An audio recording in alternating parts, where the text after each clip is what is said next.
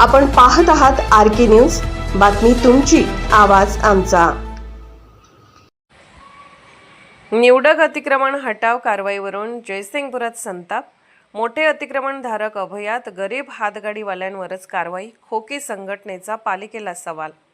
शहरातील MSCB समोरील रस्त्यावर रहदारीस अडथळा करत असल्याचे कारण देत कायमस्वरूपी बंद असलेल्या हातगाड्या व खोकींवर जयसिंगपूर नगर परिषदेने बुधवारी सकाळी 10:30च्या सुमारास अतिक्रमण हटाव कारवाई केली.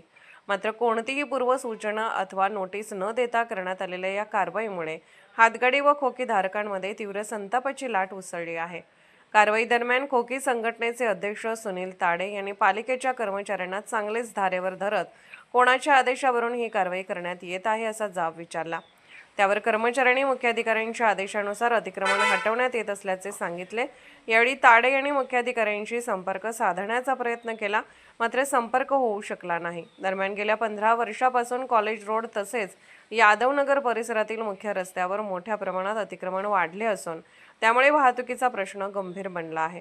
या भागातील अतिक्रमणे हटवून रस्ते मोकळे करावेत अशी मागणी नागरिकांकडून सन 2019 पासून सातत्याने करण्यात येत आहे. मात्र पालिका प्रशासनाने विविध कारणे पुढे करत या गंभीर प्रश्नाकडे जाणून-बुजून दुर्लक्ष केल्याचा आरोप नागरिकातून होत आहे. एका बाजूला मोठमोठी अतिक्रमणे आणि प्रभावशाली घटकांकडून रस्ते गिळंकृत होत असताना त्यांच्यावर कारवाई करण्याचे धाडस प्रशासन दाखवत नसल्याची चर्चा शहरात सुरू आहे. तर दुसरीकडे गरीब हातगाडी व खोकी धारकांवर अचानक कारवाई करून त्यांच्या उदरनिर्वाहावरच घाव घालण्यात आल्याची भावना व्यक्त होत आहे. वाहतूक सुरळीत करण्यासाठी कारवाई करायची असेल तर ती सर्वांवर समान व्हावी. निवडक कारवाईवरून प्रशासन नेमका कोणाचा बचाव करत आहे असा सवाल संतप्त नागरिक आणि व्यापाऱ्यांकडून उपस्थित केला जात आहे. आर.के. न्यूज चॅनलला लाईक करा, शेअर करा आणि सबस्क्राईब करा.